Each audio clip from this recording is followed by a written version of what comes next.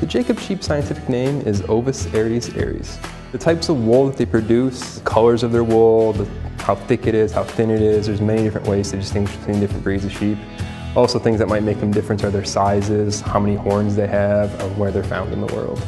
The Jacob sheep actually don't exist anymore naturally in the wild. They've been domesticated for a long time, over 1,000 years, so you don't find them anymore wild. They mostly exist in farms and other domestic places.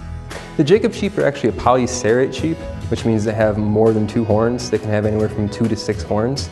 Also, they're what's considered an old world animal, which means they have not been selectively bred for any specific feature, so they exist basically the way they were when they were originally domesticated thousands of years ago. The Jacob sheep actually came to America from European settlers who brought them over from Europe. And they were brought here mostly as an ornamental animal, where they were brought in just as they look different from other sheep. They were brought in because people thought they were neat, exotic, and just decided to keep them as pets for the most part. Jacob sheep live in large open fields where they spend most of their time grazing on grasses. You usually find them living in fields that usually have brush areas nearby, so in case they need to get away from animals, they can go hide in the brush for safety, but they generally live in the large open fields. Jacob sheep are herbivores, so they feed entirely on plants. They don't usually specify which plants they eat, they generally browse on a lot of different types. So generally a lot of different grasses, clovers, they eat some leaves, and a lot of other plants as well. A good sized male Jacob sheep can weigh anywhere between 80 and 120 pounds, where female is usually a little bit lighter, probably around 60 to 100 pounds. We have 4 females. Their names are Popcorn, Luxus, Anita, and Amore. They're all actually quite old. They're about 10 to 12 years old, which is rather old for a Jacob sheep. They usually only live about 10 to 15 years. Jacob sheep actually easily break their horns off. Their horns aren't as strong as other sheep, so it's not too uncommon to see Jacob sheep with broken horns. And we actually have quite a few individuals here. 2 of them have broken multiple horns off. However, when they break their horns off, there's not a whole lot of nerve endings within their horns, so it doesn't actually hurt them too much when they break off.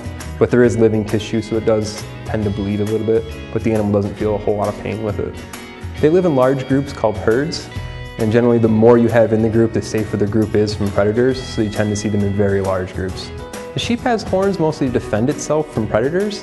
They also use their horns as a way of defense with each other. So if you have 2 groups of sheep coming together and you have males that are fighting over territory, they would use the horns to fight with each other.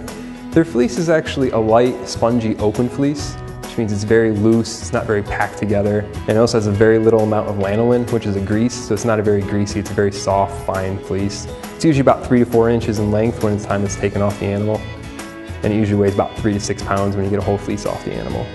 Also, another interesting thing about Jacob sheep is that their fur comes in different colors, so you can actually make multiple colored yarn from this one individual animal rather than have to take wool from different types of sheep to make different colors or dye them different colors. So you can actually get your browns, your grays, your whites, and your blacks out of the same exact animal without having to shear multiple ones. The Jacob sheep here in America are listed by the American Livestock Breed Association as actually a threatened animal. There's only about 1,000 individuals that are registered every year with this organization.